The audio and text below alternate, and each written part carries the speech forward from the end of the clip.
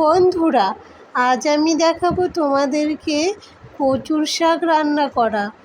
এই রেসিপিটা বানানোর জন্য আমার প্রথমেই লাগবে কচুর শাক। এই কচুর শাক আমি ছোট ছোট করে কেটে ধুয়ে নিয়ে এসেছি। এরপর আমি গ্যাসে কড়াই বসিয়ে নুন আর হলুদ দিয়ে গ্যাসটাকে হাই ফ্লেমে 2 থেকে 3 মিনিট ভালোভাবে ফুটিয়ে নেব। দেখো বন্ধুরা, এই একটু ভাপ দিয়ে নিলে কচুর শাকের যে এক্সট্রা জল আছে সেটা বেরিয়ে যাবে। তোমরাও চেষ্টা করবে রান্না করার আগে অবশ্যই কচুর শাকটা এইভাবে একটু সেদ্ধ করে নিতে। এরপর আমি আবারও এটা ঢাকা দিয়ে 2 মিনিটের জন্য ভাপ দিয়ে নেব। দেখো বন্ধুরা, আমার এখানে ঠিক কতটা জল বেরিয়েছে। এই জলটা আমরা এবার একটা ছাঁকনির সাহায্যে ছেঁকে নেব। এবার আরেকটা কড়াই বসিয়ে আমি এখানে দিয়ে দেব কিছুটা পরিমাণের তেল। তোমরা তোমাদের পরিমাণ মতো এখানে তেল নিয়ে নেবে এবং তেলটাকে একটু মিডিয়াম ফ্লেমে গরম হতে দেব। তেলটা যখন খুব ভালোভাবে গরম হয়ে যাবে তখন আমি এতে দিয়ে দেব 2টো শুকনো লঙ্কা।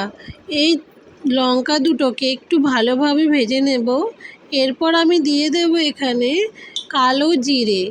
তোমরা এখানে কালো জিরে দেওয়ারই চেষ্টা করবে, তাতে তরকারির একটা সেন্ট আসবে। এরপর আমি এখানে দিয়ে দেব কিছুটা পরিমাণের 5 ফোড়ন। এই 5 ফোড়ন দিয়ে আমি খুব ভালোভাবে একটু ভেজে নেব। দেখো বন্ধুরা, আমার ভাজা প্রায় হয়ে গেছে। এর একটা সুন্দর গন্ধও ছেড়েছে।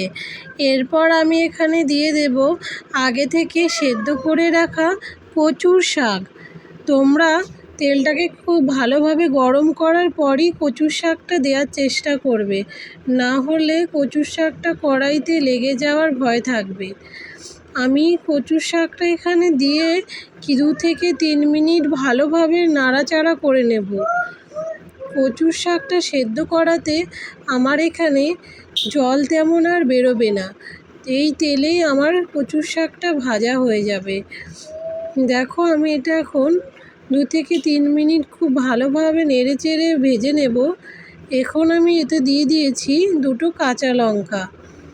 এই কাঁচা লঙ্কা দিয়ে আমি কিছুক্ষণ এটা নাড়াচাড়া করে নেব। তারপরে দিয়ে দেব আগে থেকে বেটে রাখা কিছু মশলা দেব, আদা, জিরে আর লঙ্কা বাটা। তোমরা তোমাদের পরিমাণ মতো এখানে মশলাটা নিয়ে নেবে। এরপর এটা দিয়ে আমি খুব ভালোভাবে এটাকে নাড়াচাড়া করে 2 থেকে 3 মিনিট ধরে কষিয়ে নেব। তোমরা এটাকে যত ভালোভাবে কষাবে তরকারিটা ঠিক ততটাই ভালো খেতে হবে। এরপরে আমার লাগবে কিছুটা কালো সর্ষে, আমি এখানে দিয়ে দেব। আমি কালো সর্ষেটা আগে থেকে ভিজিয়ে রেখেছিলাম, তারপর নুন দিয়ে বেটে নিয়েছিলাম। এরপর আমি এখানে কালো সর্ষেটাও অ্যাড করে দিচ্ছি। তোমরা এখানে সাদা সর্ষেও ব্যবহার করতে পারো, কিন্তু আমার কাছে কালো সর্ষেটা ছিল তাই আমি সেটাই দিয়ে দিলাম। আমি এবার এটাকে একটু নাড়াচাড়া করে নেব, খুব ভালোভাবে ভেজে নেব যাতে কালো সর্ষের একটা ঝাঁঝালো গন্ধটা চলে যায়। ভালোভাবে ভেজে নিতে হবে যতক্ষণ না এটা জলটা পুরোপুরি শুকিয়ে যাচ্ছে। এরপরে এখানে একটুখানি চিনি দিয়ে দেব, যার ফলে তরকারিটা আরও একটু সুন্দর খেতে হবে, কালারটাও সুন্দর আসবে এবং তরকারিটা খেতেও টেস্টি হবে। চিনিটা তোমরা এখানে অবশ্যই দেওয়ার চেষ্টা করবে, না হলে তরকারিটা একদম ভালো লাগবে না। এরপরে এটাকে আমি একটু তাড়াতাড়ি শুকিয়ে আসার জন্য কড়াইয়ে একটু মেলে দেব।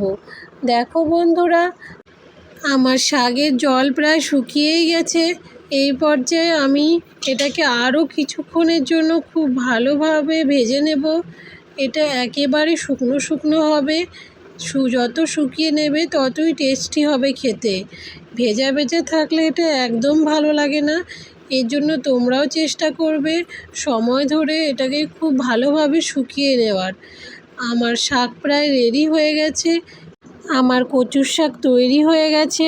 ভিডিওটি ভালো লাগলে অবশ্যই লাইক, কমেন্ট এবং শেয়ার করবে।